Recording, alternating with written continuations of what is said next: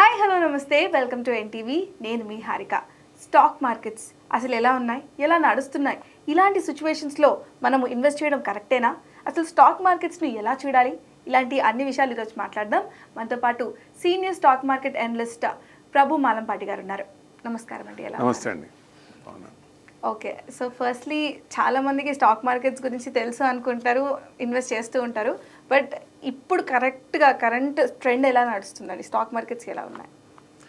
మనం సెప్టెంబర్లో all time height వచ్చాం. అక్కడి నుంచి 5 months కంటిన్యూస్గా పడుతూనే ఉన్నాం. అందరికీ అసలు ఈ సంవత్సరం మార్కెట్ ఏమైనా ఇస్తుందా, రిటర్న్స్ వస్తాయా లేవా, ఎందుకంటే అక్కడ దాకా సెప్టెంబర్ దాకా వచ్చే ప్రాఫిట్స్ కూడా దాదాపుగా నెక్స్ట్ 3 months పర్వాలేదు అనిపించింది. బట్ లాస్ట్ 2 monthsలో ఎక్కడ బ్యాలెన్స్ న్యూట్రల్ నుంచి మైనస్కి వచ్చేసారు. మ్యూచువల్ ఫండ్స్లో ఉన్న వాళ్ళు కూడా తీసేస్తారండి అమౌంట్. అది యాక్చువల్లీ అది బేసిక్ రాంగ్ అండి. అది రాంగ్ యాక్చువల్లీ. ఎస్ఐపిని కంటిన్యూ చేయాలి, తీయకూడదు. లంసమ్ అమౌంట్ మార్కెట్ యాక్ట్ అవుతున్న కొద్దీ ఫ్లరిష్ అవుతుంటే ఆగచ్చు, డౌన్ అవుతుంది అనిపిస్తే బయటికి రావచ్చు. కానీ ఎస్ఐపిలు మటుకు తగ్గుతున్నప్పుడు యూనిట్స్ ఎక్కువ వస్తాయి కదా, రూపీ కాస్ట్ యావరేజింగ్ అవుతుంది, బయింగ్ అనేది లోవర్ లోస్ అవుతుంది.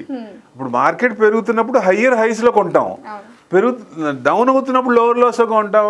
కాబట్టి అది బెనిఫిట్ అవుతుంది. అది ఎందుకు కంగారు పడి తీస్తారో అర్థం కాదు. ఎందుకంటే మన వ్యూ లాంగ్ టర్మ్. ఇప్పుడు 25 years పెట్టుకున్నప్పుడు నెక్స్ట్ తరానికో లేకపోతే నాకు ఒక స్టేజ్ వచ్చినాక అవసరానికి అనుకున్నప్పుడే దాని టార్గెట్ అది. అంతేగాని ఇమీడియట్గా మార్కెట్లో ఫ్లక్చువేషన్ ఉంటే మంచిది కదా, యూనిట్స్ ఎక్కువ వస్తాయి కదా. అది అర్థం కాదు, పేషెన్స్ లేదు, ఫాస్ట్గా అవ్వట్లే, అరే లాస్ అవుతుంది ప్రాఫిట్స్ పోతున్నాయి అని అదే మైండ్ సెట్ ఉంటుంది. అది ఇప్పుడు జనరల్గా ఏంటంటే ఇప్పుడు ఎక్కువ మీడియాలో కూడా తీసేయండి, ఎస్ఐపిలు ఆపేయండి అనేది కూడా వస్తుంది. అసలు నేను ఎందుకు ఆపాలంట? ఆపాల్సిన అవసరం ఏంటి? ఇప్పుడు ఈ డబ్బుతో నాకు పని లేదు అనుకున్న అమౌంటే మనం అక్కడ పెడుతున్నాం, ఎక్సెస్ అమౌంటే పెడుతున్నాం. మనమే అప్పు తెచ్చి పెట్టట్లేదు, లేకపోతే ఏమన్నా ఇంకా మనకు అవసరానికి ఉన్న అమౌంట్ తీసుకెళ్ళి దాంట్లో పెట్టట్లేదు కదా. సో ఆ ఎక్సెస్ అమౌంట్ నాకు పని లేదు అన్నప్పుడు బిందాస్ కూర్చోండి, దాన్ని చూడకండి, అసలు చూడాల్సిన అవసరం ఉండదు. అది చేయాలి. ఇంపార్టెంట్ అంటే బేసిక్ కొన్ని రూల్స్ కొన్ని ఉంటాయి, దాని ప్రకారం ఫాలో అవ్వాలి. అది ఫాలో అవ్వకపోతే కొంచెం వచ్చే ఇబ్బందులు ఇవి. ఎవరో చెప్పారు, లేకపోతే మా అన్న చెప్పాడు, లేకపోతే మా మామ చెప్పాడు, ఇది అని చెప్పి వాళ్ళు ఏం చేశారో అదే తీసుకొచ్చి మీ లైఫ్లో కూడా ఇంప్లిమెంట్ చేయటం ఎందుకు అంటా నేను. ఇప్పుడు ఎవరి వ్యూ, ఎవరి లైఫ్ వాళ్ళది, ఎవరి డిసిషన్ వాళ్ళది. కరెక్ట్ డిసిషన్ తీసుకున్నారా లేదా అనేది ఒక కంట్రోల్లో ఉండి కరెక్ట్ డిసిషన్ తీసుకుంటే డెఫినెట్గా ఇది అవుతుంది. ఆ డిసిషన్ తీసుకోవడానికే ఎక్కువ అనలిస్టులు ఉంటారు. ఆ అనలిస్టులు తీసుకొని ఎవరైతే కరెక్ట్ చెప్తున్నారో అది తీసుకొని దాన్ని ఫాలో అవ్వండి. డెఫినెట్గా మీకు రిటర్న్స్ మీరు చేసుకున్న వచ్చినప్పుడు రిటర్న్స్ కంటే వాళ్ళు సపోర్ట్ చేసి మీకు గైడెడ్ దాంట్లో ఎక్కువ రిటర్న్స్ వచ్చే అవకాశాలు ఎక్కువ ఉంటాయి. అది సెలక్షన్లో ఉంటుంది. అది ఎవరిని పడితే వాళ్ళని సెలెక్ట్ చేసుకుంటే మళ్ళీ తర్వాత ఉన్న క్యాపిటల్ కూడా తగ్గే అవకాశాలు కూడా ఉంటాయి. ఎందుకంటే ఫండమెంటల్స్ ఉన్న వాటిల్లో ఇన్వెస్ట్మెంట్ చేస్తే ఇవాళ కాకపోయినా రేపైనా రిటర్న్స్ వచ్చే అవకాశం ఉంటుంది. ఎందుకంటే ఎవరైతే వాళ్ళు అనలిస్ట్ ఉన్నారో ఒక ప్రాసెస్ మెథడాలజీ వాళ్ళు ఏం చేస్తున్నారు అది బాగుందా లేదా అది మనకు అర్థమైనప్పుడు భరోసా వస్తుంది, భయం ఉండదు. ఇవాళ కాకపోయినా రేపైనా మనకి డబ్బులు వస్తాయన్న ధీమా వస్తుంది. ఆ ధీమా రావాలి, అట్లా సెలెక్ట్ చేసుకోండి. అంతేగాని ఎవరో చెప్పారు, లేకపోతే మా బాబాయ్ చెప్పాడు, లేకపోతే మా మామ చెప్పాడు అని చెప్పి వాళ్ళకి చేసుకున్న ఇది మళ్ళీ చేస్తే వాళ్ళ మైండ్ సెట్ మారచ్చు. స్టార్టింగ్లో ఒక రకంగా ఉండొచ్చు, కొంచెం సంపాదించిన తర్వాత ఇంకొకలాగా మారచ్చు కదా. ఆ సిచ్యువేషన్ మనం స్టడీ చేసి ఎవరినైనా కానీ వాళ్ళు కరెక్ట్ ఉన్నారా లేదా, మనకు కరెక్ట్ డిసిషన్ ఉందా లేదా, మార్కెట్ ప్రకారం ఈ సింక్రనైజ్ అవుతున్నాయా లేవా, ఇవన్నీ చూసుకోవాలి. ఎందుకంటే ఒకళ్ళ మీదే అసలు వదలకూడదు. కంట్రోల్ అనేది మనం పెట్టుకుంటూ వాచ్ చేస్తూ ఉండాలి. ఒక సీతకన్ను అనేది ఉండాలి. ఎందుకంటే డబ్బు మంది, వాళ్ళది కాదు కదా, హార్డ్ ఎర్న్ మనీ మీది, ఎవరిదైతే సంపాదించారో వాళ్ళది. సో ఎవరికో ఇచ్చేసే బదులు మీదే దాన్ని ఇన్వాల్వ్ అవుతూ చేస్తే డెఫినెట్గా దాన్ని వర్క్లో ఎంజాయ్ చేస్తారు, రిటర్న్స్ కూడా మంచిగా వస్తాయి. కాబట్టి దాన్ని డబుల్ ఎంజాయ్మెంట్ వస్తుంది. So that's the main thing.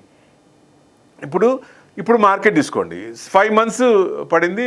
6th month జనరల్గా అసలు మామూలుగానే మనకి 96, 97 అనుకుంటా 4 months కంటిన్యూస్గా ఫాల్. ఆ తర్వాత ఇదే డైరెక్ట్ 4 months ఫాల్. ఇది ఆ తర్వాత ఇది 5th month అయింది, 6th month నడుస్తుంది. అదిగాక year ending March 31st. Mutual ఫండ్స్లో అన్నీ మీరు అన్నట్టు అందరూ చేసుకుంటున్నారు అంటే తగ్గుతున్నాయి కదా. వాళ్ళు కూడా బుక్స్లో చూపించాలంటే ఎక్కువ ఎన్ఐవి ఎక్కువ పెరిగితేనే కదా. సో ఇన్వెస్ట్మెంట్ మ్యూచువల్ ఫండ్స్ నుంచి ఎక్కువ వచ్చే అవకాశాలు ఉంటాయి. వాళ్ళు ఈ మంత్లో ఇన్వెస్ట్మెంట్ చేస్తారు. ఆల్రెడీ మనం లాస్ట్ ఫిబ్రవరి క్లోజింగ్ దానికంటే మనం బాగానే ఉన్నాం కొంచెం. డెఫినెట్గా 6th మంత్ పాజిటివే కావచ్చు. సో డెఫినెట్గా అంటే ఎందుకంటే ఇన్వెస్టర్స్ కాన్ఫిడెన్స్ కూడా పోద్ది కంటిన్యూస్గా పోతే, అది కూడా ఒక ఇబ్బంది అవుతుంది. అదే మేజర్ ఈ 3-4 months లో జరిగింది అదే. అవును, కాన్ఫిడెన్స్ పోయింది అనుకోండి, ఇక్కడ కావాలంటే ఎక్కడ పెట్టాలి అనేది వస్తుంది. సో అట్లా ఆ కాన్ఫిడెన్స్ పోకుండా ఉండడానికి అంటే గవర్నమెంట్ కొన్ని స్టెప్పులు తీసుకోవాలి. ఎఫ్ఐఎస్కి ఏం కావాలి, అసలు వాళ్ళు ఎందుకు అమ్ముతున్నారు, కంటిన్యూస్గా ఎందుకు అమ్ముతున్నారు? Long term capital gains, short term capital gains పెంచిన తర్వాత దాని మీద మళ్ళీ పెంచాము. లాస్ట్ బడ్జెట్లో 12.5 చేసాము, అదేమో 15% ఉంటే షార్ట్ టర్మ్ 20% చేసాము. మరి వాళ్ళకి ఇబ్బంది కదా. అదే బాండ్ ఈల్డ్ పెరుగుతున్నప్పుడు అక్కడ 5% ఈజీగా వస్తున్నప్పుడు వాళ్ళ అమౌంట్ ఇక్కడ ఎందుకు వస్తుంది? వాళ్ళు రారు కదా. అందుకని వాళ్ళు కంటిన్యూస్గా అమ్ముకున్నారు. చైనా కూడా లాస్ట్ 15 yearsలో 4%, 5% రిటర్న్స్ ఉన్నాయి షేర్ మార్కెట్లో. బట్ ఈ 1 yearలో దానికి మనం ఎంత 16% పడ్డాం కదా మొన్న, వాళ్ళు 15% రిటర్న్స్ ఉన్నాయి. సో బట్ లాంగ్ టర్మ్ ఉండలేరు. చైనా పాలసీలు అన్నీ తెలిసిందే. సో డెఫినెట్గా జాక్మానే జాక్మానే అక్కడ వేరే కంట్రీకి వెళ్ళిపోయాడు కదా, మొత్తం అమ్మేసుకొని ఆఫ్రికన్ కంట్రీస్కి వెళ్ళి అక్కడ బిజినెస్ చేస్తున్నాడు కదా. సో అట్లా ఉంటాయి వాళ్ళ పాలసీలు. సో డెఫినెట్గా న్యూట్రల్గా ఉండేది సేఫ్ ప్లేస్ ఎక్కడ అంటే ఇండియానే. అందరూ మళ్ళీ వెనక్కి రావాల్సిందే. ఇప్పుడు యూరోప్కి వెళ్ళలేరు, అక్కడ పెట్టలేరు. వాళ్ళే మొత్తం పిన్నీస్ దగ్గర నుంచి ఫ్రిడ్జ్ దాకా మొత్తం బయట నుంచి కొనుక్కోవాల్సిందే కదా, వాళ్ళేం చేయరు. సో యూఎస్ చూసామా, మన ఇప్పుడు ఈ ట్రంప్ డాన్స్లన్నీ చూస్తున్నాం, టారిఫ్ వార్ అన్ని చూస్తున్నాం. ఎక్కడ చేయాలి అప్పుడు ఆల్టర్నేట్గా? కూల్ ప్లేస్ ఎక్కడ? ఏ ఎక్కువ క్రైసిస్ డిస్టర్బెన్సెస్ లేకుండా న్యూట్రల్ సెటిల్ స్టేజ్ లో ఉంది. ప్రొవైడెడ్ మనకి సేఫెస్ట్ గవర్నమెంట్ కావాలి, కంటిన్యూటీ ఉన్న గవర్నమెంట్ కావాలి. ఇది జనాలను గుర్తుపెట్టుకుంటే చాలు. అది అప్పుడు ఫ్లరిష్ అవుతుంటాయి, పాలసీలు మంచిగా వస్తాయి, పిఎల్ఐ స్కీమ్ మంచిగా వస్తాయి, కంపెనీస్ బాగుంటాయి, ఇన్వెస్టర్స్ బాగుంటారు, షేర్ హోల్డర్స్ బాగుంటారు, వెల్త్ క్రియేట్ అవుద్ది, మార్కెట్స్ పెరుగుతాయి. మార్కెట్స్ పెరుగుతున్నాయి కదా, ఇవన్నీ పెరిగేది. This are all interlinked. So ఆ చైన్ అనేది మనకి ఫామ్ అయిపోయింది, మనకి గ్రోత్ అనేది స్టార్ట్ అయింది. కాబట్టి ఈ అమృత్ కాల్లో మంచి రిటర్న్స్, మంచి గ్రోత్ చూస్తాం, 100% చూస్తాం. మార్కెట్ కూడా విపరీతంగా పెరిగే ఛాన్సులు ఉంటాయి. ఇదివరకు వచ్చే వరదలు వేరు, డబ్బు వరదలు. ఇప్పుడు డబ్బు వరదలు వేరు, ఎందుకంటే ఎక్కువ వస్తుంది. అంటే ఇప్పుడు ఈ 6 months మీరు అన్నట్టు ఈ 4-5 months కంటిన్యూస్ గా నెగటివ్స్ లో అంటే డిక్రీజ్ అవుకుంటూ వచ్చింది కదా, ఇది ఎప్పుడు ఎండ్ అవుతుంది అంటారు? అంటే ఎండ్ అంటే కొంచెం స్టెబిలైజ్ అయ్యి మళ్ళీ రీగ్రోత్ అవ్వడానికి. The market will not be in straight line. అదే డౌన్ లైట్ స్ట్రైట్ గా ఉండదు. So ups and downs will be obviously. Always highs are permanent, lows are not permanent. మీరు ప్రతిసారి ఆల్ టైమ్ హై క్రాస్ అవుతుంది కదా, ప్రతి 5 yearsకో 3 yearsకో. Highs are always permanent, lows are not. అది మనసులో పెట్టుకోవాలి. డిప్స్ అనేవి మార్కెట్లో ఉంటాయి, ఉండి తీరుతాయి. అది మనం ఉపయోగించుకోవాలి. ఇప్పుడు తమిళియన్స్కి అమావాస్య ఎంత ముఖ్యమో, ఇన్వెస్టర్స్కి మార్కెట్ డిప్ అయితే అది అంత ముఖ్యం. మళ్ళీ ఎక్కువ స్టాక్స్ కొనడానికి మనం అనుకున్న రేటు కంటే కింద వస్తున్నాయి రేట్లు, మంచి రేట్లు దొరుకుతున్నాయి. అది మంచిదే కదా, మంచి అవకాశం, సదవకాశం. ఆ ఆపర్చునిటీ ఉపయోగించుకోవాలా. సో అది అది అర్థం కానప్పుడు ఏంటంటే మార్కెట్ పడుతున్నప్పుడు మనం ఇన్వెస్ట్మెంట్ చేసాం, సో మార్కెట్ పడిపోతుందని అనిపిస్తుందే కానీ ఇక్కడ మనం మంచి రేట్లో మళ్ళీ దొరుకుతున్నాయి, ఇన్వెస్ట్మెంట్ చేయాలని ఇప్పుడు ఎక్సెస్ అమౌంట్ లేదు, మళ్ళీ చేయలేని పరిస్థితిలో వెయిట్ చేస్తాం. వెయిట్ చేసి వచ్చేదాకా ఆగుతాం. ఇప్పుడు డెఫినెట్గా మనకి ఎక్కువ టర్న్ అవుతున్నప్పుడు మళ్ళీ రిటర్న్స్ వచ్చే అవకాశాలు ఎక్కువ ఉంటాయి కదా, అది చూడాలి. అంతేగాని రిసెషన్ అనే పడుతుంది, లేకపోతే ఇంకో కెలామిటీస్ వల్ల మార్కెట్ పడంగానే అమ్మో భయపడి ఎక్కువ కొనేటప్పుడేమో డిఫరెంట్ టైమ్స్లో డిఫరెంట్ రేట్లో కొంటాం. బట్ ఏదన్నా ఫియర్ ఫ్యాక్టర్ వచ్చినప్పుడు అందరం కలిసి ఒకేసారి అమ్ముతున్నాం. సో అమ్ముతున్నప్పుడు ఏమవుతుంది, విపరీతంగా పడుద్ది. యాక్చువల్గా అందరూ అమ్ముతుంటే మనం కొనాలి, అందరూ కొంటుంటే మనం అమ్మాలి. That's the main situation. అది కరెక్ట్ సిచ్యుయేషన్. కానీ అందరూ ఇది చేయలేరు, ఎవరు చేయలేరు. సో డెఫినెట్గా మార్కెట్ అనేది ఈ సంవత్సరమే అంటే విపరీతంగా మనం ఎక్స్పెక్ట్ చేయకూడదు. All time high cross, December లోపల ఆల్ టైమ్ హై క్రాస్ అయ్యే అవకాశాలు ఎక్కువ ఉన్నాయి. ఎందుకంటే లాస్ట్ టైం మనం 25,100 నిఫ్టీ ఉంది, బ్యాంక్ నిఫ్టీ 51,000 ఆ రేంజ్లో ఉంది, 54,000 బ్యాంక్ నిఫ్టీ వచ్చినప్పుడు ఈ 25,100 రేంజ్లో నిఫ్టీ ఉంది, బట్ ఇది 26,277 వెళ్ళినప్పుడు ఇది all time high next cross అవ్వలేదు. Banks are pending no. Bank Nifty అనేది ఆల్ టైమ్ హై క్రాస్ అవ్వాల్సిన టైము వచ్చింది, అందుకనే ఫైనాన్షియల్స్ బ్యాంక్స్ బాగా పెరుగుతున్నాయి. సో అంటే సెక్టార్ సిక్లికల్ కాబట్టి ఏ సెక్టార్ బాగుంది, ఏ సెక్టార్ పెరగలేదు, నెక్స్ట్ ఇయర్ ఏ పెరగచ్చు అనేది మనం అబ్జర్వ్ చేస్తూ ఉంటే it's not a rocket science. ఎవరు ఏ అనలిస్ట్ కూడా అవసరం లేదు నన్ను అడిగితే. ఇది హార్డ్ అండ్ మనది అయినప్పుడు నేను పెట్టుకోవాలనుకున్నప్పుడు నేను స్టడీ చేసి పెట్టుకోవాల్సిందే. ఎక్కడ ఎందుకంటే గూగుల్ తల్లి చేతిలో ఉంది, అన్నీ దాంట్లో ఉంటాయి. సో ఇండివిజువల్ కూడా చేయొచ్చు. ఆ టైం అందరికీ ఉండదు కాబట్టి సపోర్ట్ తీసుకొని చేస్తారు. చేసినప్పుడు రిటర్న్స్ అనేది డబుల్ ఫోల్డ్ రావాలనే ఉద్దేశం. సో డెఫినెట్గా ఈ బ్యాంక్ నిఫ్టీ ఎప్పుడైతే ఆల్ టైమ్ హై టచ్ అవుతుందో నిఫ్టీ కూడా పెరిగే ఛాన్స్ ఉంటుంది. 26,277 అనేది ఆల్ టైమ్ హై కాబట్టి డిసెంబర్లో నిఫ్టీ కూడా ఆల్ టైమ్ హై క్రాస్ అయ్యే అవకాశాలు ఎక్కువ ఉన్నాయి, ప్రొవైడెడ్ ఎట్లాంటివి ఉండకూడదు. సడన్ అన్ఎక్స్పెక్టెడ్ అన్సర్టనిటీస్ అనేవి ఉండకుండా, అంటే ట్రంప్ వచ్చినప్పుడు ఎట్లా ఉన్నాయో అట్లాంటివి ఉండకుండా ఉంటే కెలామిటీస్ ఎవరు ఆపలేరు. సో ట్రంప్ అనేది ఆయన సొంతగా ఆయన ఆపచ్చు. అలాంటివి కాకుండా ఉంటే డెఫినెట్గా మార్కెట్ ఫ్లరిష్ అయ్యే అవకాశం ఉంది. సో ఇప్పుడు ఈ మార్కెట్స్ మేజర్లీ చాలా మంది నుంచి వింటున్నాం ఏంటంటే ఈ ఎఫ్డిఐస్ కన్నా లేకపోతే డైరెక్ట్ ఇన్వెస్ట్మెంట్స్ కన్నా రీటైల్ ఇన్వెస్టర్స్ ఎవరైతే ఉంటారో వాళ్ళే ఎక్కువ మనీ పోగొట్టుకుంటున్నారు అని చాలా వింటుంటాము ఆప్షన్స్లో కానీ. Is that true?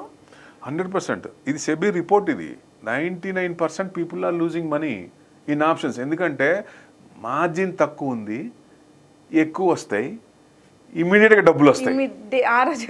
ఎందుకంటే ఈ చెప్పేది అడ్వైజరీ వాళ్ళు కూడా నాకు ఇంత వచ్చింది లేకపోతే నాకు అంత వచ్చింది, ఆ రిపోర్ట్స్ అన్నీ డూప్లికేట్, ఒరిజినల్స్ అస్సలు ఉండవు, అన్నీ డూప్లికేట్. అంత ఇచ్చేవాళ్ళైతే వాళ్ళే చేసుకుంటారు కదా, బయటికి ఎందుకు చెప్పటం? సో అవి నమ్మకండి దయచేసి. ఎవరో ఏదో చేస్తారు, ఏదో ఓవర్ నైట్లో నేను కోటీశ్వరుని కావాలి, లక్షాధికారిని కావాలి, బికార్ అయిపోతారు. ఉన్న క్యాపిటల్ పోద్ది, జీరో అయిపోద్ది. చూసాం కదా చాలా మంది నష్టపోయి. ఇప్పుడు ఎక్కువ యాప్స్లో బెట్టింగ్ యాప్స్ చూస్తున్నాం, ఇన్వెస్ట్మెంట్ యాప్లో కూడా కొంతమంది ఇన్వెస్ట్మెంట్ చేస్తే అది చూపించడం బాగా పెరగటం, ఫ్లరిష్ అవుతున్నాయి. మనం ₹1,00,000 పెడితే ఫస్ట్ ఏం చేస్తారు, ఒక 5,000 10,000 పెట్టిస్తారు. పెట్టించి దాని మీద రిటర్న్స్ 30% 40% చూపిస్తారు. చూపించగానే కొంత టెంప్టేషన్ వస్తుంది. నెక్స్ట్ మీరు 5 లక్షలు 10 లక్షలు పెట్టగానే దాని మీద కొంత చూపిస్తారు. తర్వాత ఇంకా టెంప్ట్ చేసి 30 లక్షలు 40 లక్షలు ₹1,00,00,000 పెట్టిస్తారు. తర్వాత మనం విత్డ్రా చేయాలంటే రూపాయి కూడా రావట్లే అక్కడ. మన బ్యాంక్ క్రెడిట్ అవట్లా, ఆ యాప్ నుంచి క్రెడిట్ అవట్లా. అట్లాంటి యాప్లు వస్తున్నాయి. దయచేసి ఇట్లాంటివన్నీ స్టడీ చేయండి. ఎక్కువ వస్తుంది అనేది వద్దు మనకి, అది అసలు వద్దనే వద్దు. మనం నార్మల్గా మార్కెట్ ఇచ్చిన దాన్ని బట్టి గ్రోత్ పెరిగితే 100% దానిపై వెల్త్ క్రియేట్ అవుతుంది. దాని ప్రకారం వెళ్తే ఉత్తమం.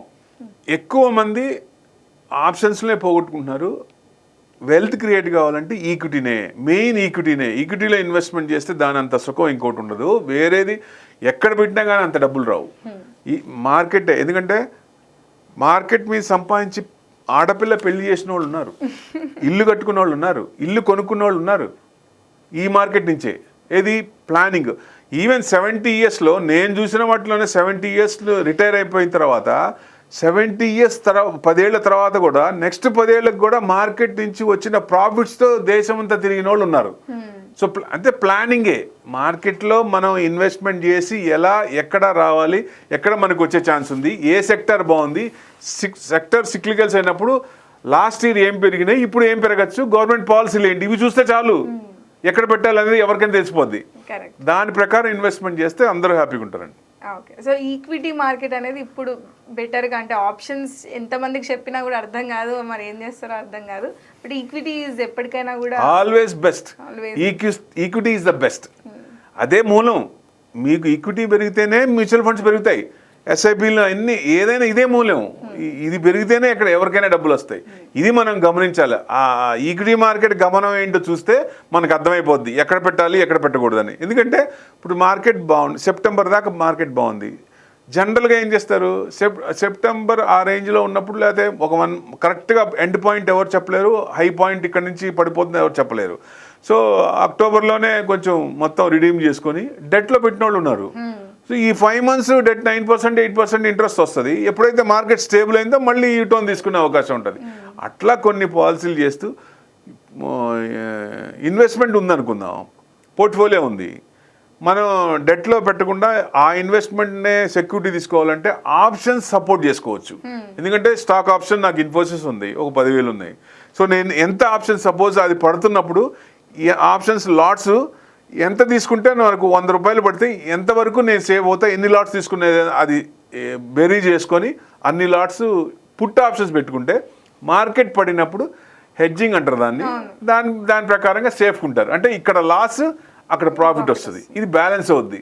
టోటల్గా మనకేం పెద్ద లాస్ ఉండదు మార్కెట్లో మనం పెట్టిన దాన్ని. ఆప్షన్స్ పర్పస్ కూడా హెడ్జింగ్ కోసమే, హెడ్జింగే మెయిన్, హెడ్జింగే. కానీ ఎన్ఎస్సి కూడా ఒక కంపెనీయే కదా, అందుకని ఆప్షన్స్, వారం ఆప్షన్స్ అవన్నీ ఇంప్లిమెంట్ చేశారు.